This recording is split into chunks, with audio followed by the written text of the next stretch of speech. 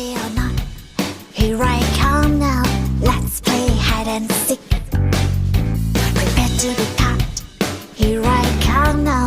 Let's play hide and seek. Riding on the playground, no one dares to make a sound. Round and round and round and round, no one wants to be first found.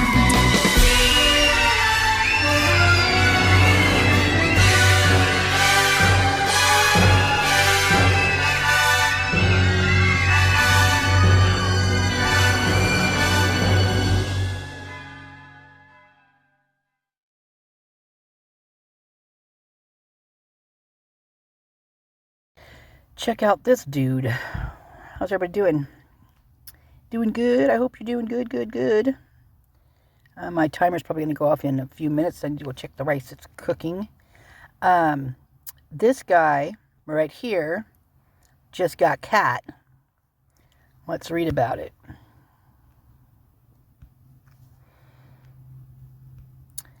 Bremerton Police Department. So I ran across this yesterday.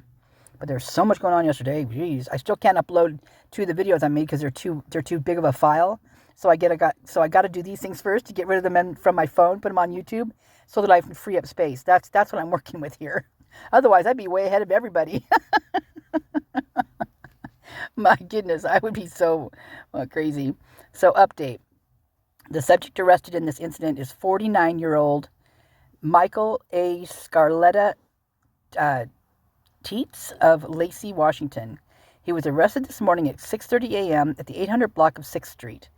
Thank you to those members of the public who have come forth and contacted BPD with information regarding the recent activity of Scarletta Teets. So remember, oh no, he was in Bellingham. Never mind. I was thinking that Rosendahl was in Bellingham, not Bremerton, but they're in similar area, up there in that area. So today, Bremerton Police Department contacted a male subject who arrived at an active police scene in an unmarked Ford Explorer with activated blue police lights.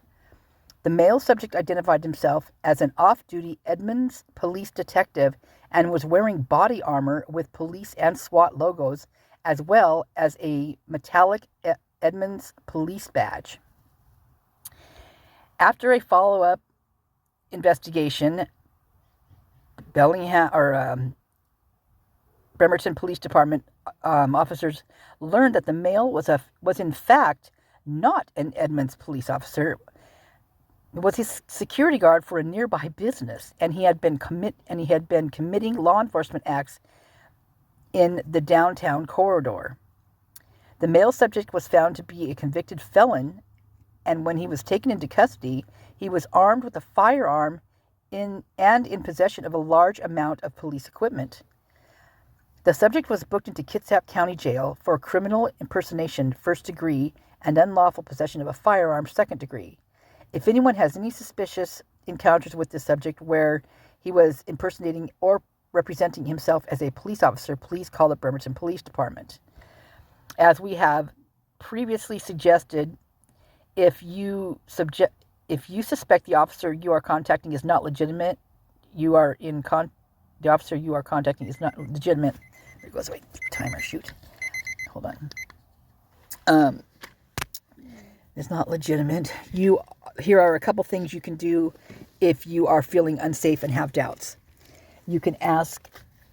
Oh, hold on. I have to turn it here. You can ask the officer for their name and badge number. Number 2, call 911. And ask if the name and badge number given is valid. 3, call 911 and request a second officer to the traffic stop. 4, call 911 and verify with them an officer is in the area. 5, if being stopped, slow your speed, activate your signal, and pull over to a safe, well-lit area. Hold on, I'm going to go take care of this rice. I'll be right back. Okay, done. Okay, let's see. So this is a fella. Now what got me about these things is not only the way he looks, but the vehicle.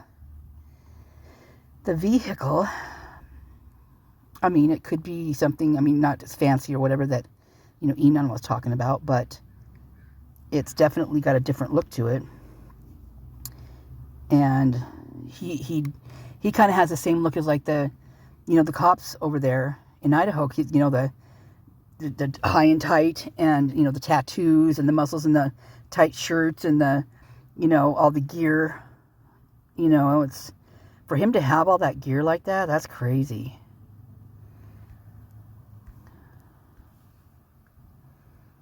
There's that vehicle.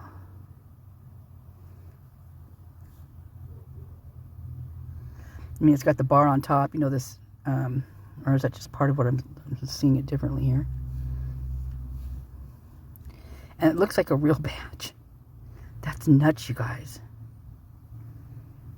Do detectives actually have a badge they wear on the outside that says detective? I kind of feel like they're more covert than that. But I could be wrong. I don't know. Okay, there's a couple other spots in here. I've got some stuff on him, but not much. No, that's about it. It's just a bigger picture, But if you go into this, if I put the link on here, it does something weird. It doesn't really go to the thing. I tried to do that before and it didn't work. But it is on. So after all the things that was brought to the attention that came up in all those different areas, I literally probably am. Excuse me. I am following like probably every cop shop from here to freaking New York. So they come up on, periodically pop up on all sorts of different places, to tell you the truth. Look at all that stuff. He is set with just about anything you can imagine, right?